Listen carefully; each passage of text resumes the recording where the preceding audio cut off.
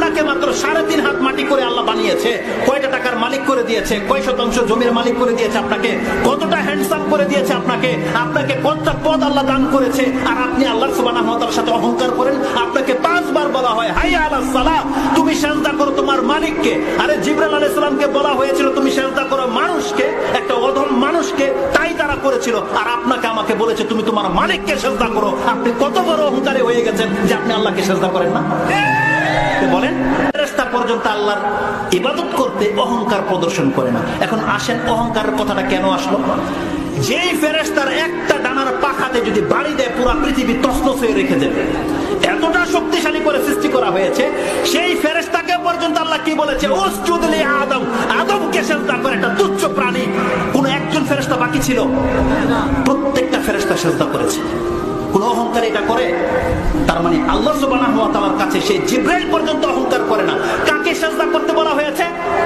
বর্তমান যুগের 3.5 হাত মাটি।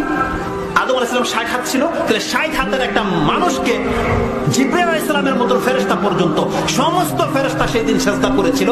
কার আদেশে?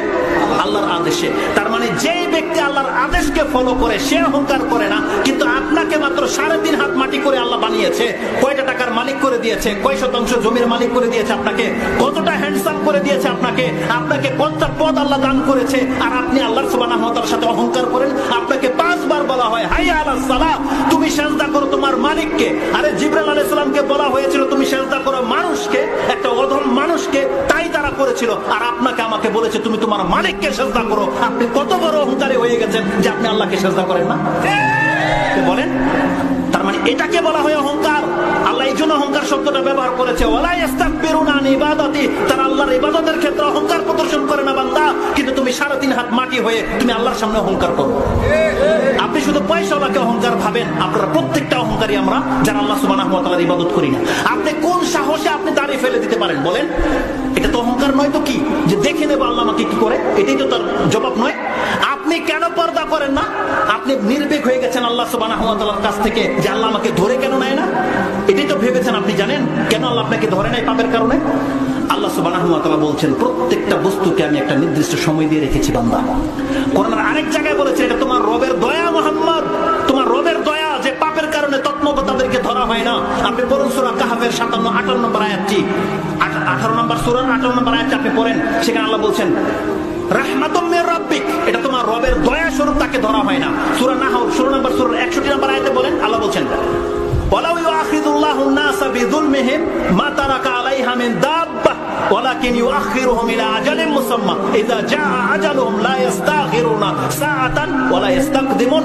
আল্লাহ বলছেন কোন ব্যক্তির পাপের জন্য যদি আমি এক এক করে ধরে নিতাম তাহলে এই পৃথিবীতে একটা কীটপতঙ্গ পর্যন্ত বেঁচে থাকতে পারতো না।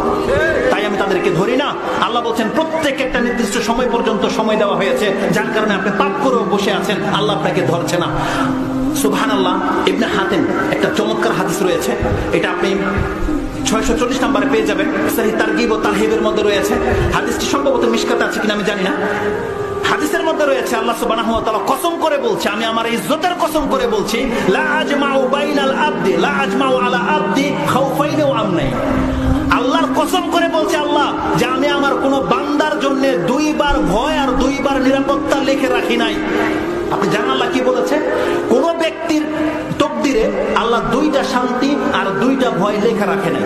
তার মানে সে 2 বার শান্তিতে থাকবে আর 2 বার সে ভয় পাবে, কোনো বান্দা এমন হবে না। আল্লাহ কেন বলেছে কথাটা? মান খাফানি ফিদ দুনিয়া